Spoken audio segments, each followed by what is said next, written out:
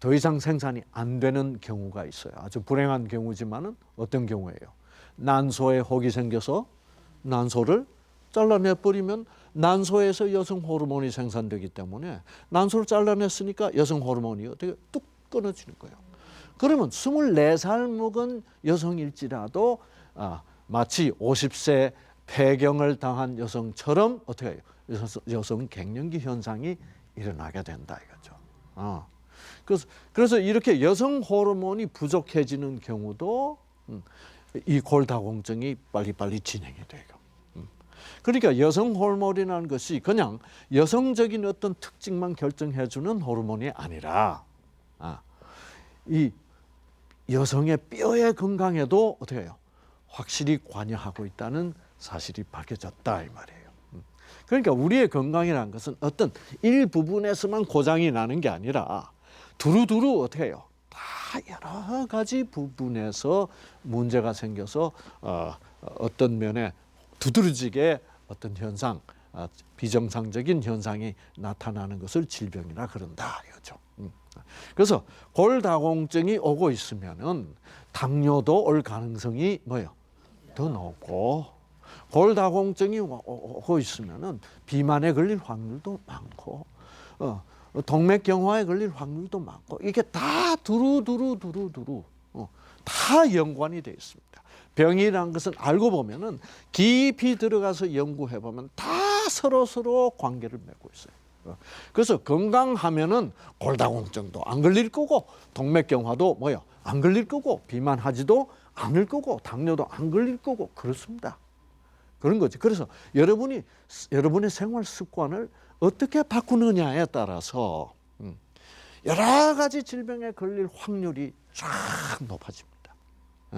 높아지고 생활 습관을 싹 바꾸면은 모든 확률이 어떻게 해요? 쫙 떨어져 버려요. 그래서 여러분 이러한 이 생활 습관, 이 골다공증을 해결하는 데 있어서 가장 중요합니다.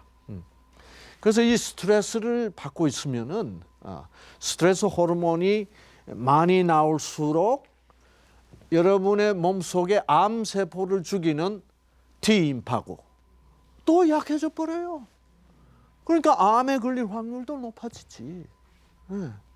그러면서 골다공증에 걸릴 확률도 높아지고, 이게 다 두루두루 연관이 돼 있다 하는 이 사실을 여러분 꼭 기억하셔야 됩니다. 나는 당뇨병이 있어. 그러니까 당뇨병이 있으면 다른 병에 앞으로 뭐예요? 앞으로 나타날 가능성이 더 높아요. 내가 비만이 있다. 그러면 암에 걸릴 확률도 높고, 고혈압에 걸릴 확률도 높고, 당뇨에 걸릴 확률도 다 같이 이 병들은 다 뭐예요? 다 친구들이야. 그래서 야 당뇨, 네가 먼저 쳐들어가. 고혈압, 네가 먼저 쳐들어가. 우리는 뒤에 좀 있다가. 암, 네가 먼저 쳐들어가 봐. 이런 식으로 해서 나타나는 거지. 내가 암이 있으면은 당뇨도 안 걸리고 뭐 그런 게 아니다 이거죠.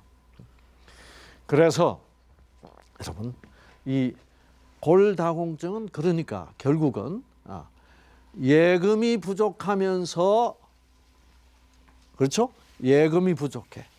운동 안 하고 육식 많이 하고 칼슘이 부족한 이런 채소, 과일, 이런 견과류 이런 것을 잘 먹지 않고, 그러니까 예금이 부족해서 걸리는 경우가 있고, 어떤 경우는 뭐예요?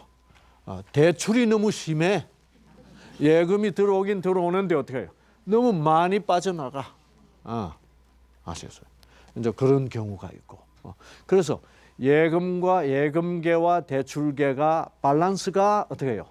맞지 않아서 생기는 경우다 이 말입니다. 그래서 우리 현대인들의 생활 전체를 이렇게 볼 때, 골다공증 안 걸리기가 뭐예요? 안 걸리면 그건 예외가 될 수밖에 없는 그런 시대가 와 있습니다. 지금 암도 얼마나 흔해져 갑니까? 여러분 생각해 보세요. 한국 사람이 이 세상에 태어나서 죽을 때까지 암 걸릴 확률이 세 사람 내지 네 사람 중에 뭐예요? 한 사람입니다, 여러분. 이 얼마나 놀라운 일이요. 하나, 둘, 셋. 네. 누가 될지 모르는 거라. 근데 이게 재수의 문제가 아니고 무엇의 문제라고요?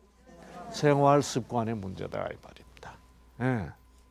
그래서 이 셋 중에 재수 없는 사람이 암에 걸리는 게 아니고, 암에 걸린 게 아니고, 생활 습관이 이 셋 중에 제일 나쁜 사람이 암에 걸리고 스트레스 제일 많이 받는 사람?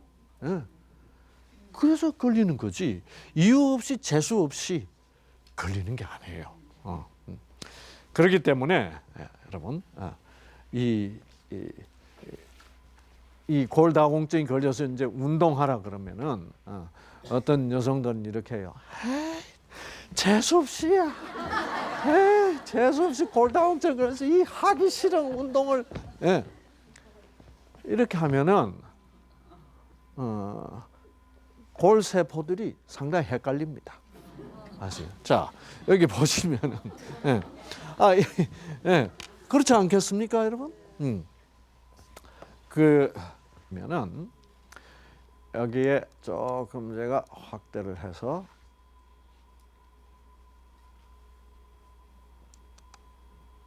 보시면은 여기 이제 뼈 조직이고 노란색이 이런 것들이 세포들입니다. 이런 세포가 있고, 그 다음에 이런 세포가 있고, 그 다음에 이런 세포들이 있습니다. 그래서 이런 세포들이 무슨 세포냐 하면 이게 예금계 세포예요.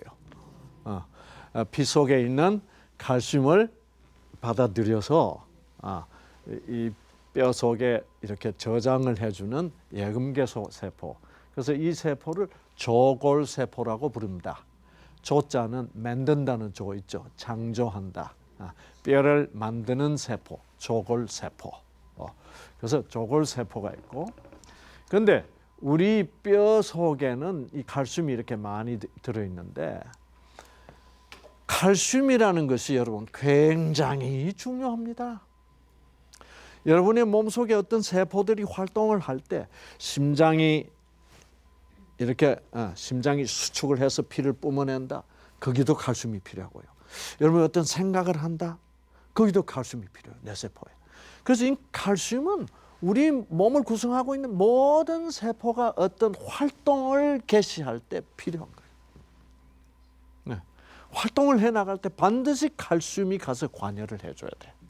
네. 그러니 칼슘이란 것은 우리 몸에 굉장히 많이 저장이 되어 있어야 됩니다. 아시겠어요? 그래서 우리의 뼈 속에 칼슘을 꽉 저장해 놓고 있다 이거죠. 자, 그런데 칼슘이란 것이 우리 몸에 다 그렇게 중요한 것이기 때문에 항상 이 뼈 속에 녹아 있는 칼슘을 녹여 가지고 피 속으로 보내는 이런 세포들이 있어요. 이런 세포들을 용골세포라고 부릅니다. 용자는 무슨 용자냐 하면 용해한다, 녹인다 할 때 그 세포를 용골세포라고 그래요. 그래서 이 용골세포들이 칼슘을 녹여가지고 그래서 피 속으로 내보내. 그러니까 골다공증의 문제는 이 용골세포와 조골세포에 뭐가 맞아야 되겠습니까? 균형이 맞아야 되는 거예요. 그래서 이 균형이 맞는다는 것도 결국 알고 보면은 유전자 얘기입니다. 용골세포와 조골세포 속에 입력이 되어 있는 뭐예요? 유전자. 그래서 조골세포가 칼슘을 받아들이는 일을 하게 하는 그런 프로그램, 그 유전자가 작동을 잘 하면은 예금이 잘 되고, 그 다음에 이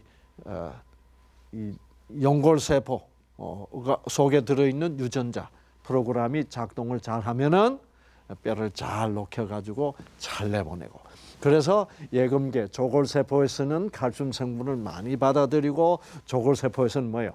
많이 쓰고. 그렇기 때문에 여러분이 어떤 활동을 안 한다. 생각도 해야 되고 우리는 활동도 해야 되고 그렇게 살아야 되는 사람들이에요. 그저 맛있는 거나 먹고 뭐요?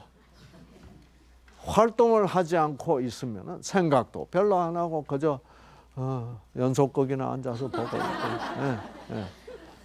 이러고 있으면은 이 밸런스가 맞지를 뭐요? 않습니다. 그래서 밸런스가 제일 잘 맞는 때가 언제냐? 조골세포에서 칼슘도 많이 받아들이고 연골세포에서 많이 내주고 하는 때가 신나게 운동할 때입니다. 아시겠어요? 신나게 운동할 때.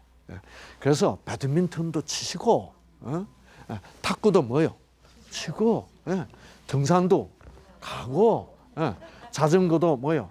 타고 수영도 하고 이런 활동이 있어야 돼. 너는 오늘 뭐 했냐? 신문 봤어. 이렇게 되면 밸런스가 깨지게 돼 있어. 그러면서 이제 우리가 활동을 해도 이런 운동을 해도 어떤 마음으로 해야 돼요? 즐겁게 해야 돼. 그래서 우리가 이 행복하다고 하는 것이 밸런스를 맞추는데 너무너무 중요해요.